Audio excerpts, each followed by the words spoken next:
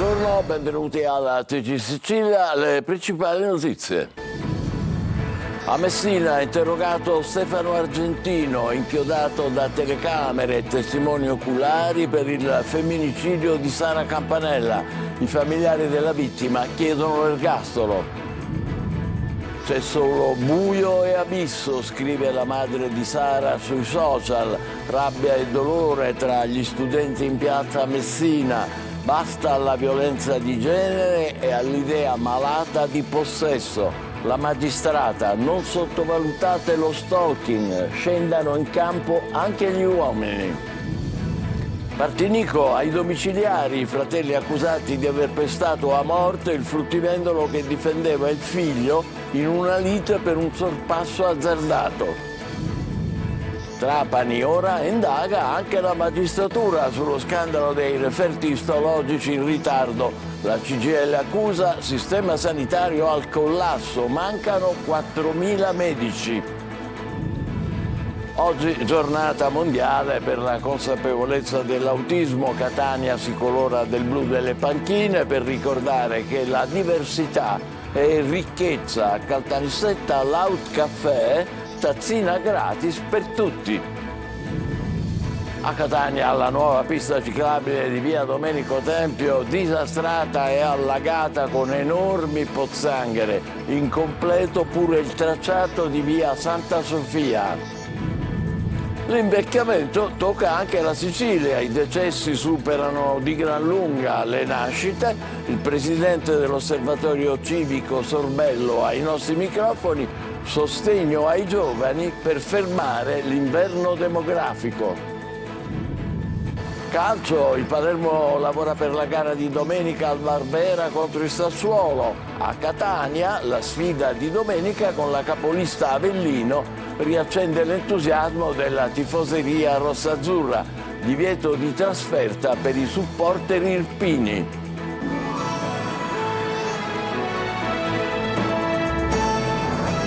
Bentrovati. A Messina, interrogatorio di Stefano Argentino, inchiodato dalle telecamere e dalle testimonianze oculari per il femminicidio di Sara Campanella. I familiari della vittima chiedono per lui l'ergastolo. L'arcivescovo di Palermo, l'orefice, dice la violenza è fallimento. Francesco Triolo. È distrutta la famiglia di Sara, chiede l'ergastolo senza attenuanti per Stefano Argentino, il 27enne di Noto, fermato con l'accusa di aver accoltellato e ucciso davanti a decine di testimoni la collega e che questa mattina nel carcere di Gazzi è stato sottoposto all'interrogatorio di garanzia alla presenza dell'avvocato Raffaele Leone, che in passato ha assistito la famiglia del ragazzo in alcune cause civili, ma che già ha annunciato che non accetterà l'incarico, la sua presenza a Messina solo per motivi tecnici. Interrogatorio lunghissimo per spiegare quei messaggi mandati per lungo tempo e di continuo, le avanza alla ragazza che lo ha sempre respinto e poi la fuga sino a Noto alla casa vacanza gestita dai suoi genitori dopo quel gesto sotto l'occhio delle videocamere di sorveglianza della zona e davanti a diversi passanti. Il 27enne si sarebbe avvicinato alla vittima che aveva seguito fin dall'uscita dal policlinico dove la studentessa faceva il tirocinio e l'avrebbe raggiunta. I due hanno avuto una discussione accesa, poi lui l'ha aggredita, l'ha coltellata ed è fuggito. Decisive infatti per la ricostruzione dell'omicidio sono state le testimonianze delle persone che hanno assistito alla scena e le immagini delle telecamere piazzate nella zona. Nel carcere di Gazzi, oltre 3 ore di colloquio con i magistrati che intanto hanno disposto l'autopsia sul corpo di Sara, che dovrebbe essere eseguita domani. Solo dopo il corpo potrà essere consegnato alla famiglia per darle l'ultimo saluto. Sempre a Messina, in migliaia ieri sera hanno partecipato alla fiaccolata in ricordo di Sara, una fiaccolata organizzata dagli studenti che chiedono giustizia. Francesco Triolo.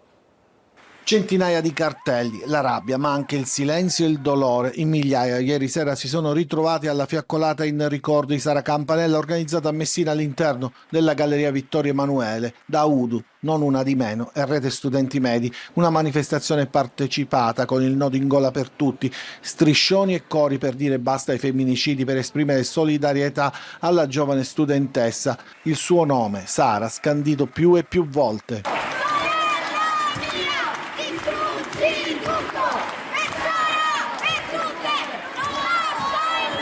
Ma non c'erano solo studenti, c'erano anche uomini, donne, intere famiglie, insieme, perché la lotta alla violenza di genere si può combattere solo così. Siamo il grido altissimo e feroce di tutte quelle donne che più non hanno voce, è lo slogan che ha accompagnato l'intera manifestazione. Si sono alternati interventi da parte dei rappresentanti delle associazioni studenti di tutte le età. Quello che dovremmo fare tutti noi ora è cercare di risvegliare la nostra riflessione e cercare di svegliare la nostra coscienza per arrivare a non far finta di niente quando un amico fa un commento eccessivo su una donna, quando un amico mostra troppa pressione su una donna. Dobbiamo andare dai nostri amici che fanno commenti patriarcali e dobbiamo dire: non ti permettere più. Domani sera altra fiaccolata organizzata dall'Università di Messina, alla quale ha voluto aderire anche il Comune. Prima un momento di preghiera sulla scalinata del rettorato, quindi un corteo sino a Piazza Unione Europea. C'è solo buio e abisso. Bisogna sempre denunciare. È il post straziante della mamma di Sara. A Portella di Mare, dove abita la famiglia, sono giorni di dolore e di lutto. Chi la conosceva bene, Sara, dice, era la vita. Marco Gullà. Sara non parla più, non ride più, è fredda, non c'è più colore, non c'è più il nostro sole, non c'è più la brezza del mare che tu amavi tanto, c'è solo buio e abisso. Bisogna sempre parlare per denunciare. Lo scrive su Facebook Setti Zaccaria, la madre di Sara Campanella. E oggi Portella di Mare, frazione di Misilmeri, dove vive la famiglia di Sara, è un paese a lutto. Il dolore avvolge tutta la comunità. La comunità è triste. E la comunità perde una sua cittadina e la perde in un modo un pochettino tragico e brutto. Parliamo di femminicidio, una ragazza che viene appunto assassinata, non è una bella notizia. La comunità è scossa, nonostante, mi preme dirlo, in questi anni si è fatta un'attività sempre di prevenzione con le scuole, non sono mancati momenti con le parrocchie, con le comunità, con le forze dell'ordine di sensibilizzazione. Una ragazza da 1000 risorse, era una ragazza educata su tutto, niente da dire, niente da dire. Lei era sempre sorridente, sempre una parola di gioia, sempre una parola fresca come era lei, come il suo sorriso. In lontananza riecheggia il rintocco delle campane. Il paese adesso si prepara per rendere l'ultimo saluto a Sara e stare accanto alla famiglia. Per Sara, Stefano Argentino era un mostro, ma nel suo comune di origine noto lo studente universitario viene descritto come un ragazzo insospettabile. Francesco Aloi. Lei è un vicino di casa, Stefano lo avrà visto più volte. L'ho visto più volte e non avevo, ragione di dubitare che si trattasse di un ragazzo ordinato e per bene. L'efferatezza con cui avrebbe ucciso Sara nessuno poteva mai immaginarla. Per la ragazza era un mostro, così lo definiva con le amiche. A Noto, invece, Stefano Argentino viene descritto come un ragazzo per bene. È stato compagno di scuola di mia figlia, la grande, alle elementari. Ma era la famiglia per bene, un ragazzo sensibile. Sarebbe un ragazzo riservato e dimostrazione ne è anche il suo profilo Instagram. Soltanto un post con alcune foto di un viaggio a Melbourne di diversi anni fa. Profilo che in queste ore, mentre il presunto assassino è in carcere, è bersagliato da decine e decine di commenti. Siamo sconvolti perché proprio sia la mamma sia il papà, gente proprio veramente per bene. Eppure, nonostante tutto, secondo chi indaga ha avuto la forza di accoltellare la ragazza conosciuta all'università, di cui si sarebbe invaghito. Un sentimento però quasi certamente non ricambiato. Marisa Scavo per 20 anni ha coordinato il pool antiviolenza, reati in cui le vittime sono soprattutto le donne. Oggi magistrata in pensione dice devono scendere in campo anche gli uomini. Lorena Dolci. 2 anni di stalking, di attenzioni morbose e, come ha detto la Procura di Messina, nessuna denuncia. Ecco perché le giovani donne, le donne hanno paura di denunciare. Devo dire che molto spesso non è la paura di denunciare, molto spesso avviene che non hanno la percezione di quello che subiscono.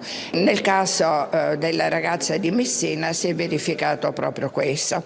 Anche il padre di Giulia Cecchettin, sentito, interpellato in questi giorni, ha detto di non sottovalutare questi campanelli d'allarme. È proprio così, i campanelli di allarme si devono immediatamente percepire e mai pensare che questi eventi tragici possono succedere solo agli altri e non a se stessi. Marisa Scavo ricorda che oltre alla denuncia esiste anche l'ammonimento da parte del questore. Le vittime possono ricorrere all'istituto dell'ammonimento, che è un istituto molto efficace perché si esorta il soggetto a sottoporsi ad un programma di recupero per la fuoriuscita dal circuito della violenza. Non solo, ma l'ammonimento diventa una circostanza aggravante e rende il reato di stalking procedibile d'ufficio, anche se è stato emesso nei confronti di una vittima diversa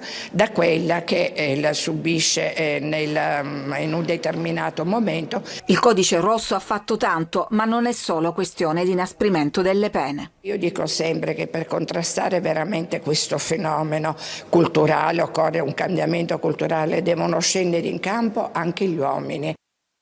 Come non bastasse, a Catania un uomo è stato arrestato dai carabinieri per maltrattamenti e minacce nei confronti della moglie, alla quale ha puntato anche il coltello alla gola. Il marito era già stato ammonito per le sue condotte violente, ma la donna lo aveva riaccolto in casa, pensando che si fosse ravveduto. Le altre notizie: a Partinico agli arresti domiciliari i due fratelli accusati di aver pestato a morte il fruttivendolo che difendeva il figlio durante una lite per un sorpasso azzardato. Maglio Viola. Sono agli arresti domiciliari Antonio e Leonardo Failla, i due fratelli accusati di aver causato la morte di Gioacchino Vaccaro, fruttivendolo di 45 anni, al culmine di una lite stradale a Partinico nella quale la vittima difendeva il figlio. Non avremmo mai voluto che accadesse, hanno detto durante l'interrogatorio di garanzia al GIP Marco Petrigni. I due hanno confermato di essere stati loro a colpire Vaccaro, ma hanno anche raccontato una versione diversa della lite di strada che ha portato alla tragedia. Tutto inizia da un sorpasso azzardato, una parola di troppo al volante e le auto che si fermano. Secondo il racconto dei fratelli Failla, autori del sorpasso, subito dopo sarebbero stati aggrediti dal figlio di Vaccaro. Ne sarebbe scaturita la rissa, nella quale sarebbe poi intervenuta anche la vittima per difendere il figlio. Nella bolgia anche Gioacchino Vaccaro sarebbe stato colpito con calci e pugni. L'uomo si presentava in ospedale poco dopo e in seguito, mentre già era ricoverato, collassava. L'ipotesi accusatoria è che la morte sia conseguenza indiretta delle lesioni dovute ai colpi subiti, ma questo dovrà essere confermato dal referto autoptico. Ora i due fratelli dai domiciliari invocano l'autodifesa. Quale che sia la verità sul come si sono svolti i fatti, resta la tragedia assurda della morte di un uomo che difendeva il figlio durante una lite scaturita da un sorpasso, una assurda lite di strada. A Gela un 27enne è stato arrestato dai carabinieri per detenzione di arma clandestina e ricettazione. L'uomo è accusato di essere coinvolto nella sparatoria avvenuta l'anno scorso vicino a un'area di servizio in cui era stato ferito alle gambe un uomo di 33 anni. All'origine dell'aggressione a colpi di pistola una rissa avvenuta poco prima in discoteca. Sanità, Trapani è solo la punta dell'iceberg. La CGIL accusa il sistema sanitario al collasso in Sicilia. Mancano 4.000 medici. Intanto sarà la Procura di Trapani ad occuparsi dell'inchiesta sui referti istologici in ritardo che ha provocato lo scandalo. Eva Spampinato. Noi oggi abbiamo un sistema sanitario che non garantisce affatto il diritto alla salute. La CGIL siciliana si scaglia contro il governo e lancia un pesante atto d'accusa riguardo alla sanità nell'isola. Carenze d'organico, inefficienze, la politica che sceglie i manager, i fondi del PNRR che non vengono spesi. Il caso di Trapani è solo la punta dell'iceberg, come commenta Buongiorno Sicilia il segretario regionale della CGIL Mannino. abbiamo la mancanza di 4.000 medici e infermieri nella nostra regione. Non possiamo immaginare di dare una risposta sul diritto alla salute se non facciamo un piano straordinario di assunzione che è sempre più necessario. Non è avvenuto nessun intervento nel rafforzamento della medicina del territorio, nessun rafforzamento della digitalizzazione, della telemedicina. Il sindacato ha anche diffuso uno studio sui fondi del PNRR destinati alla sanità siciliana. Quasi 1 miliardo di euro destinati alla Sicilia per costruire case della salute ed ospedali di comunità. Di queste 43 case ospedali di comunità che andavano costruite, 21 ancora debbono iniziare i lavori. Quindi questo significa che noi su quasi 1 miliardo di euro rischiamo di non spendere almeno il 50% di queste risorse. Questo è delittuoso. Intanto sarà la Procura di Trapani che si occuperà dell'inchiesta sui referti istologici. La Procura ha avocato a sé il fascicolo aperto dai colleghi di Marsala per competenza territoriale, dove si è registrata la condotta omissiva. La vicenda è quella legata agli esami istologici non refertati per tempo e che ha provocato di fatto il mancato e tempestivo intervento medico su pazienti oncologici. Ne sono stati accertati ben 356. Come avete visto, il segretario della CGIL è stato ospite questa mattina di Buongiorno Sicilia. Altre notizie: nella giornata mondiale della consapevolezza sull'autismo, anche la città si colora del blu delle panchine, che diventano simbolo per ricordare che la diversità è ricchezza. Roberta Lunghi. Si colorano di blu tante panchine anche nella città di Catania nella giornata mondiale della consapevolezza sull'autismo. Un piccolo gesto per ricordare che la diversità è ricchezza e che ogni voce merita di essere ascoltata.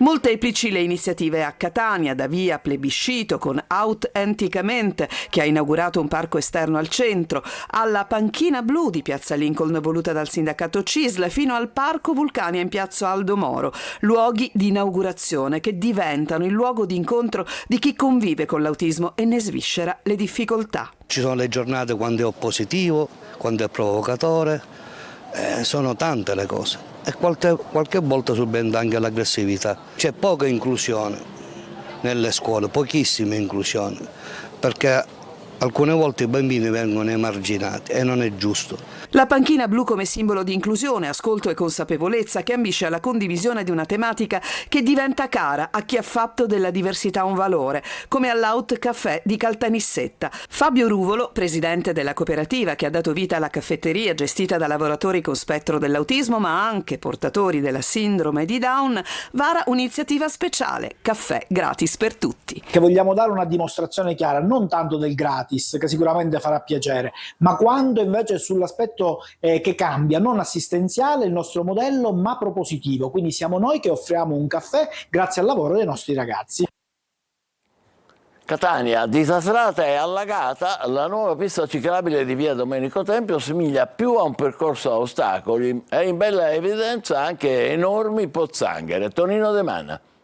Allagata, disastrata, ad ostacoli con incomprensibili saliscendi a Catania. La pista ciclabile di via Domenico Tempio è un concentrato di pericoli, dove gli amanti delle due ruote fanno a gara, ma ad evitarla. Splende il sole in via Domenico Tempio, ma di ciclisti non si vede neanche l'ombra. Dopo oltre mezz'ora d'attesa all'altezza di Faro Biscari appare un ciclista, spaesato e disorientato. È costretto a scendere per proseguire, il perché lo raccontano le immagini. Queste piste ciclabili vengono mantenute in maniera molto approssimativa.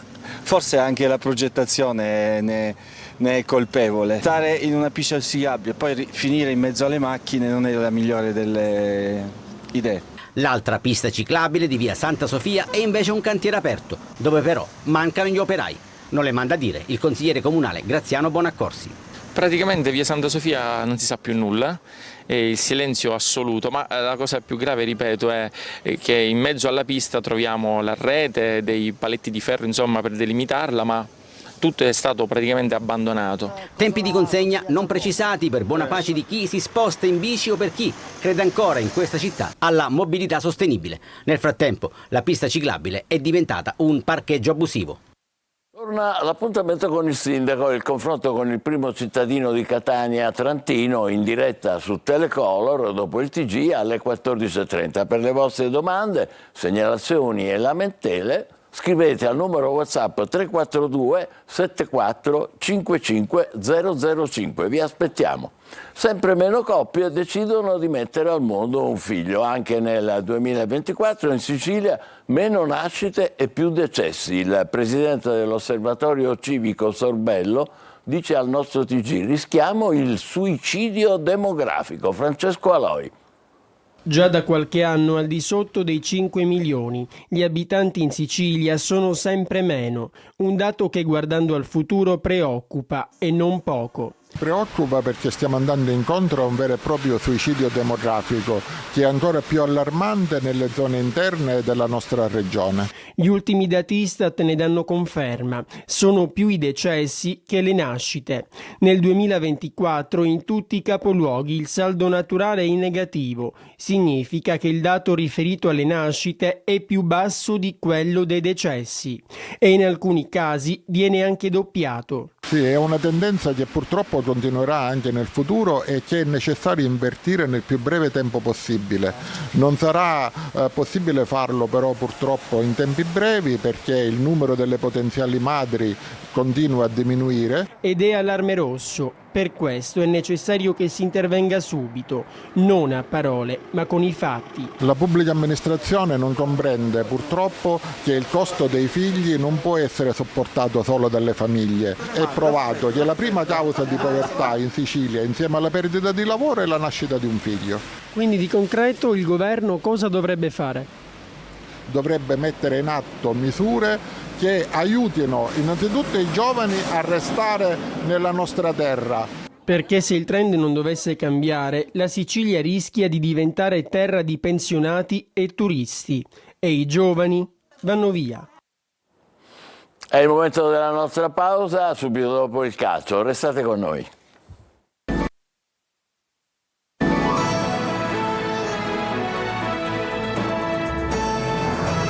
Il Palermo lavora per la gara di domenica al Barbera contro il Sassuolo, un big match. Marco Gullà. La vittoria ottenuta alla Rechi contro la Salernitana ha permesso al Palermo di fare un blitz in zona playoff e di incamerare contestualmente una dose di fiducia in vista del rush finale della regular season. 7 partite alla fine per riscrivere il libro del campionato, a partire da quella di domenica al Barbera contro il Sassuolo. Una sfida particolarmente difficile con i neroverdi che potrebbero addirittura festeggiare la promozione in Serie A entro Pasqua. Il Palermo dal canto suo ci arriva con la consapevolezza di essere inferiore ma di potersela comunque giocare. Pierozzi è in dubbio, le condizioni del calciatore sono da valutare dopo essere uscito dolorante dalla sfida della Rechi. Ai box ancora Gomis ma anche Nicolao e Di Francesco. Rientra però Verre dalla squalifica e Dionisi avrà a disposizione un trequartista di ruolo. Si riapre quindi il ballottaggio a centrocampo con Segre e Ranocchia che scalpitano. Brunori e il Palermo intanto ancora insieme con il capitano che avrebbe siglato un prolungamento fino al 2028. Il Catania blinda la difesa e risale la classifica. Domenica la sfida alla capolista Avellino riaccende l'entusiasmo della tifoseria. Divieto di trasferta per i supporter irpini. Tonino De Manna. 4 vittorie, 4 pareggi e solo 5 gol al passivo. Il segreto della rinascita del Catania sta anche nella difesa, che cresce a vista d'occhio con i numeri che certificano la solidità del reparto arretrato.